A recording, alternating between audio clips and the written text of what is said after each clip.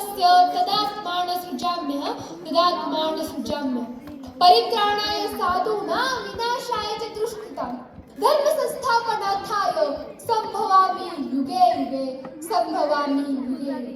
जेव्हा जेव्हा समाजामध्ये अहिंसा अधर्म वाढत लागतो तेव्हा तेव्हा या समाजाच्या संरक्षणासाठी एक ना एक परमेश्वर जन्म घेतो. आणि असाच एक परमेश्वर म्हणजे आपले साईबाबा. सन्माननीय व्यासपीठ, वंदनीय गुरुजन वर्ग आणि माझ्या मित्र मैत्रिणींनो, सर्वांना माझा नमस्कार. मी स्वराली मनीषा संदीप पिरोळे इयत्ता 7वी सावित्रीबाई फुले माध्यमिक विद्यालय राहुरी. आजच्या वक्तृत्व स्पर्धेनिमित्त आपणासमोर विषय मांडत आहे साईबाबांची प्रेरणादायी शिकवण. साईबाबांचा जन्म 1838 मध्ये परभणी जिल्ह्यातील पाथरी या गावी झाला. त्यांच्या आईचे नाव देवगिरी अम्मा, वडिलांचे नाव गंगू भावतिया असे होते.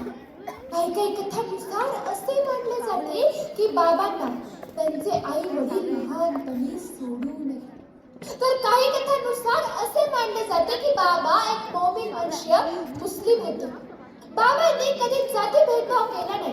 बाबा म्हणतात सर्वांचे देव एकच आहे, म्हणजे सबका मालिक एक आहे, परंतु त्याची उपासना करण्याची पद्धत मात्र वेगवेगळी आहे.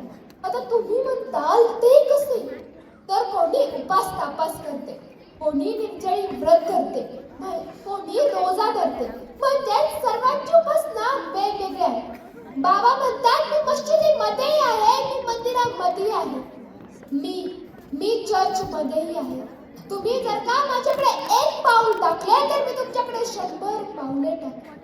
साई अविनाश पुरातन, नाही हिंदू नाही अवर. साई अविनाश पुरातन, नाही हिंदू नाही अवर. जात पात कुळ गोतही, स्वरूप जाण निजबोधी, स्वरूप जाण निजबोधी. बाबा म्हणतात सर्वांशी प्रेमाने राहिले पाहिजे, बंधू भावाने राहिले पाहिजे, कोणाशीच वाईट वागले नाही पाहिजे. प्रेम आणि स्वार्थ नेहमी वेगवेगळाच आहे, कारण की स्वार्थ स्वतःचा विचार करतो आणि प्रेम निस्वार्थ असते, प्रेम निस्वार्थ असते. बाबा म्हणतात आपण सर्वांशी चांगलेच वागले पाहिजे. जर काय एखाद्याने चूक केली असेल तर त्याचा प्रतिशोध न घेता त्याला मोठ्या मनाने माफ केले पाहिजे, कारण की हा ज्ञानाचा खरा महामार्ग आहे. सर्वे भवन्तु सुखिनः, सर्वे सन्तु निरामया, सर्वे भवन्तु सुखिनः, सर्वे सन्तु निरामया, सर्वे भद्राणि पश्यन्तु मा कश्चित् दुःखात् भवेत्, मा कश्चित् दुःखात् भवेत्. बाबांनी सर्वात मोठा संदेश दिला तो म्हणजे श्रद्धा आणि सबुरी. पण श्रद्धा आणि सबुरी याचा नेमका अर्थ तरी काय? तर श्रद्धा म्हणजे आपल्या कामावर, स्वतःवर आणि देवावर दृढ विश्वास ठेवून ते काम साध्य करणे, ती म्हणजे श्रद्धा. आणि सबुरी म्हणजे काय? सबुरी म्हणजे संयम. एखादे काम करूनही त्याचे फळ मिळत नसेल तर सबुरी म्हणजे संयम धरा, त्याचे फळ आपल्याला नक्कीच मिळेल. एकदा राधाबाई देशमुख नावाची बाई बाबांकडे आली व म्हणाली, बाबा मला गुरुमंत्र द्या, बाबा मला गुरुमंत्र द्या. बाबा तिला म्हणाले मी तुला गुरुमंत्र देऊ शकत नाही.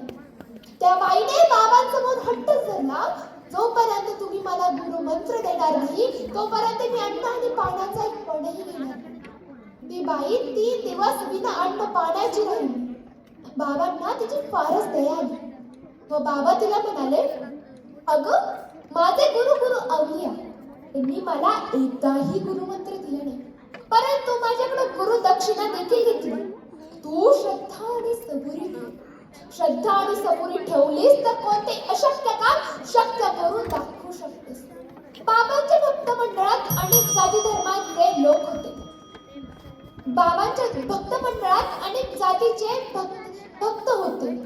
नानासाहेब चांदोरकरांसारखे सरकारी अधिकारी, दासगुणांसारखे विद्वान, काकासाहेब दीक्षितांसारखे सॉलिसिटर, अशा अनेक प्रकारच्या जाती धर्माचे लोक बाबांच्या भक्त मंडळात. बाबांनी सांगितले एकटे कधी खाऊ नका, एकटे कधी पिऊ नका.